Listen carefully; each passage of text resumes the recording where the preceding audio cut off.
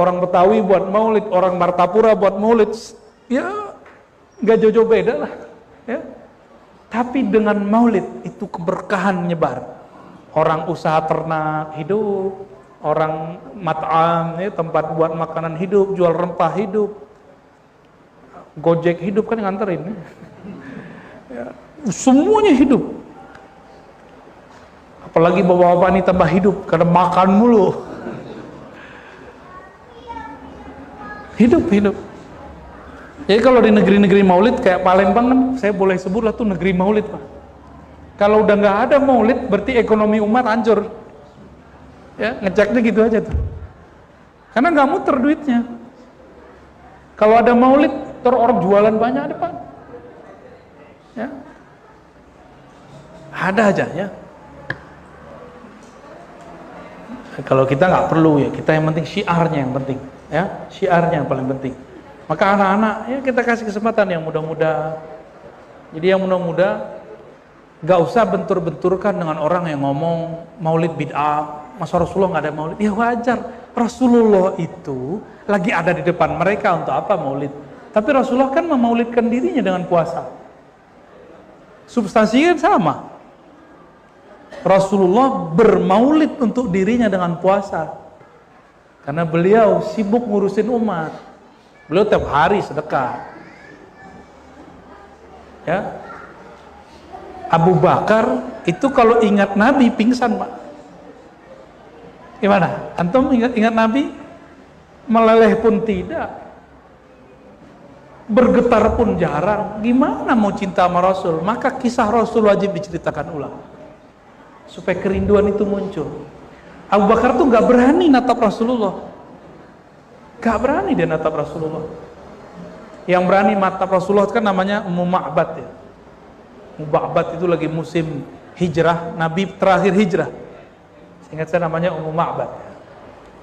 Nabi SAW kehabisan minum.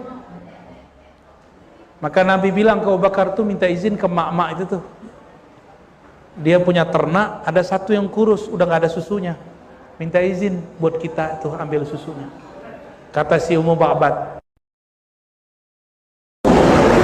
Diambil, dipijit-pijit sama Rasulullah, dia lus-lus tuh. Tiba-tiba keluar susu, Pak. Nggak masuk di logika orang manapun, di rasio orang manapun, nggak masuk akal.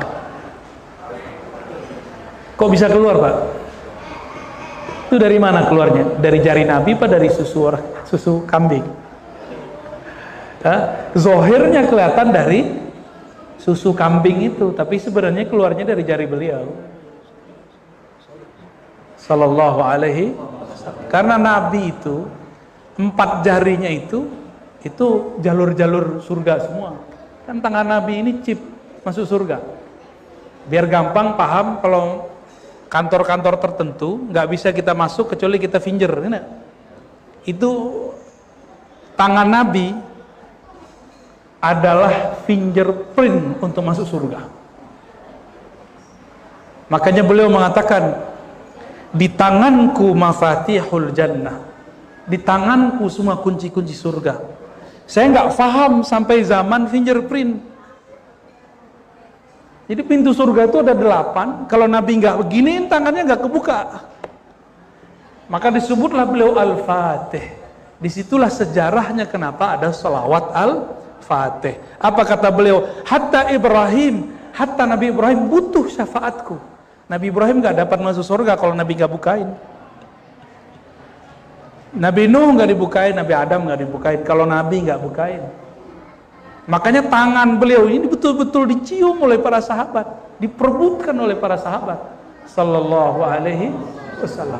Karena kalau kecium, nempel di wajah sahabat, itu kan surga bisa cium. Wah, itu bekas-bekas sidik jari Nabi itu.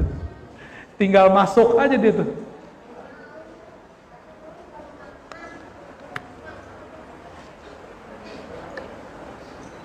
Jadi di zaman sekarang dengan kecanggihan sekarang kita bisa jelaskan rahasia-rahasia kalam-kalam Nabi yang dulu sulit dipecahkan.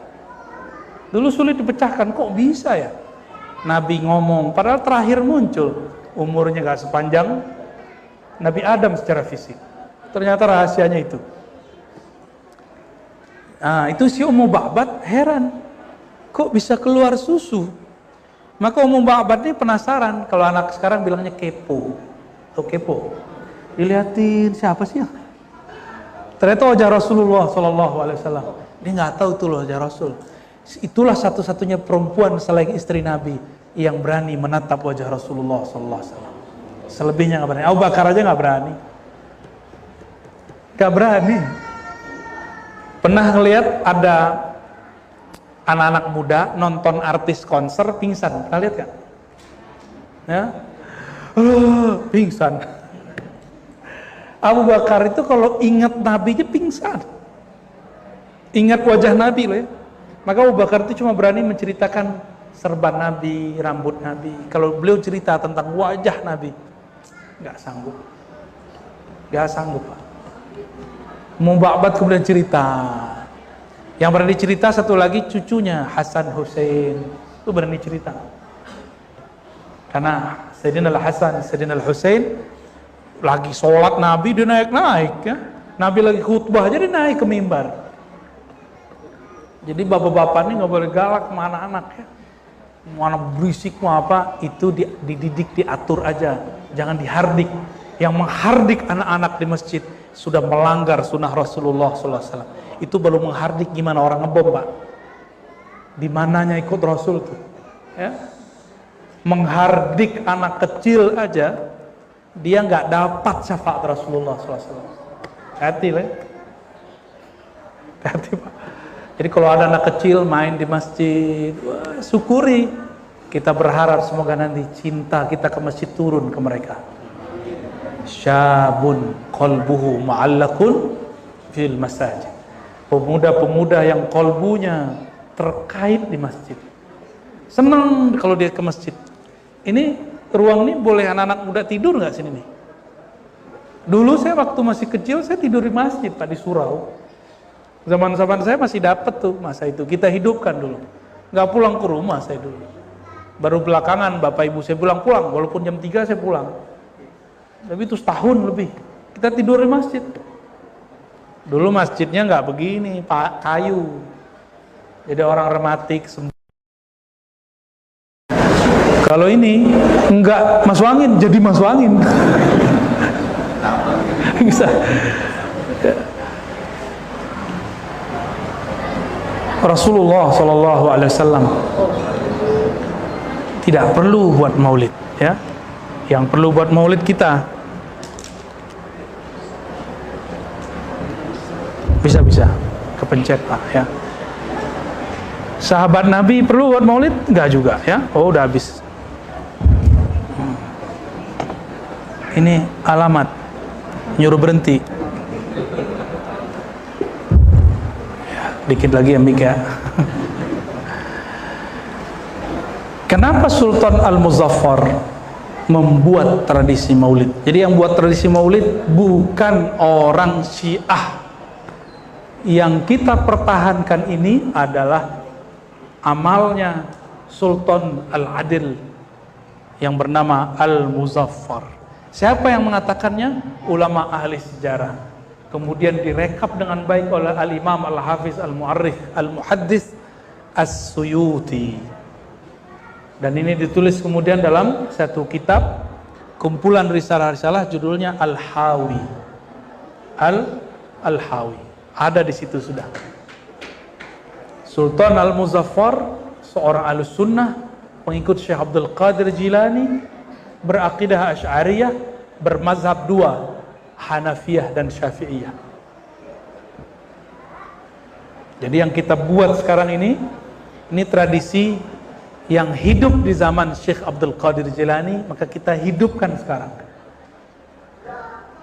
Dan kita beruntung di negeri ini, kalau boleh saya sebut, negeri yang paling lama merayakan maulid itu Indonesia. Kalau di Timur Tengah, di Mesir misalnya, gedenya cuma 12 hari pertama. Habis itu puncaknya hari ke-12 pawai sebelum pandemi. Nggak tahu di Yaman gimana, masih kayaknya, masih gede itu. Nah, tradisi itu kan dibawa oleh para habaib ke Palembang, ke Betawi, ke Banjar, ke Lombok, ke Sulawesi, ke Ambon. Kemana-mana tuh. Ya, banyak ya. Sini juga ya. Antum yang bawa Bib. Ahli bid'ah antum Bib. Jadi kita beruntung dapat agenda seperti ini. Maka nanti kalau mengundang maulid, cari ustadz yang bisa cerita. Jangan langsung hikmah maulid. Lah ceritanya kan ada. Cerita kisah dulu baru buat hikmah. Ya. Maka para ustadz harus sering baca-baca sirah Nabi. Harus suka baca cerita. Supaya nanti dia bisa menceritakan ulang bagaimana Rasulullah Shallallahu Alaihi Wasallam. Dengan begitu umat itu terhibur kembali. Jadi ternyata al-qissah, kisah-kisah itu turihul qulub, dapat merehatkan kolbu. Bener gak? Ini kan capek nih hari ini nih, besok mau kerja. Tapi kenapa kita bisa tahan? Karena kita diceritakan kisah kekasih kita Rasulullah Sallallahu Alaihi Wasallam. Yang terakhir yang mau saya sampaikan, Rasulullah Sallallahu Alaihi Wasallam mengatakan, "Aulakum bi yaumil qiyamah."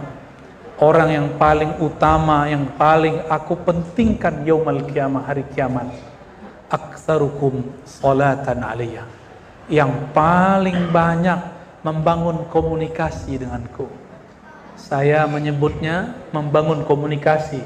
Bahasa agamanya sholawat, ya, sholawat. Jadi orang yang sering nyapa Nabi waktu hidupnya, maka Rasulullah SAW akan mementingkan, mengutamakan dia. Nah, dan saya berharap Bapak Ibu tidak kurang setiap hari sholawatnya 100 pagi, 100 sore, ya. Kalau bisa 313. Cukup sallallahu ala Muhammad sallallahu alaihi wasallam. Itu cukup. Pendek nggak tuh? Pas lagi ibu-ibu lagi kalau kerja di rumah kah, kerja di luar, bapak-bapak lagi nyetir, lagi pakai motor, dari berangkat sampai kantor itu udah dapat 1000 itu Pak. Syukur-syukur kemudian dipakaikan jadi wirid. Duduk di atas sajadah, kemudian kita baca. Itu lebih cakep lagi. Ya. Maka saya semua yang hadir mulai malam ini jangan tinggalkan sholawat minimal 100 pagi 100 sore atau setiap hari setiap malam 313. Mau ngamalin?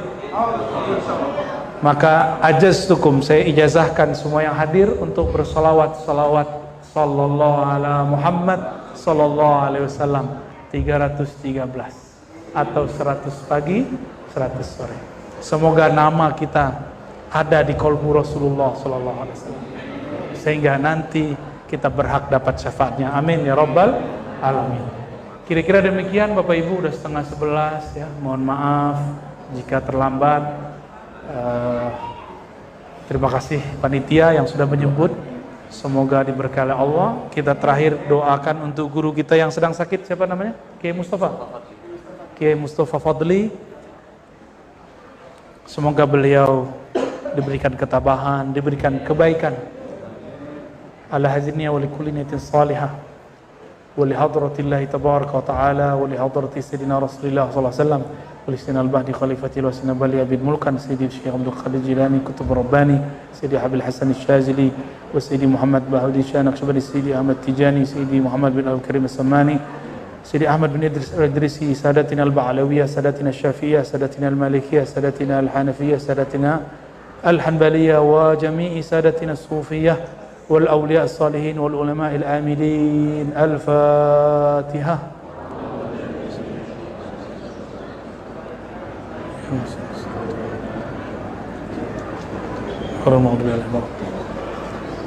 Wa akhasul khusus ila Kiai Mustafa Fadli ولشفائه ولخيره اللهم يسر أمره واشفي مرضه واجعل له خيرا في حياته وفي ما قدرت عليه وله الفاتحة أعوذ بالله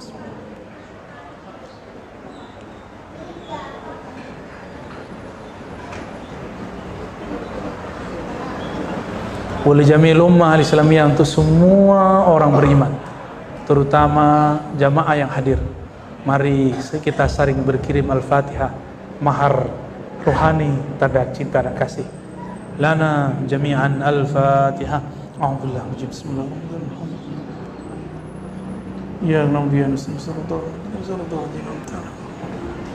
Wa sallallahu ala sayyidina Muhammad wa ala alihi wa ashabihi wa li baitihi wa zurriyyatihi. Nas'alullahi rabbana an tataqabbal tilawatina wa tataqabbal ibadatina wa an tataqabbal jami'a ibadatina wa an ta'fu 'anna wa tastur 'awratina wa an tadfa' 'anna al-bala' wa an tadfa' 'anna kulla sharrin ma 'alimna wa ma la na'lam. Allahumma nas'aluka al-khaira kullahu wa nas'aluka al-khaira kullahu ya 'aliman bi dhati as-sudur ya jami'an lil khair ya jami'an lil khair ya dafi'an lil bala'. نسألك الخير كله ما علمنا ولا نعلم إنك أنت علام الغيوب ونعوذ بك من كل شر مما علمنا وما لا نعلم إنك أنت علام الغيوب اللهم ربنا آتنا في الدنيا حسنة وفي الآخرة حسنة وقنا عذاب النار بحق سيدنا محمد فاشفعنا في دارين وارزقنا رؤيته في الدارين وصلى الله على سيدنا محمد والحمد لله رب العالمين. السلام عليكم ورحمة الله وبركاته.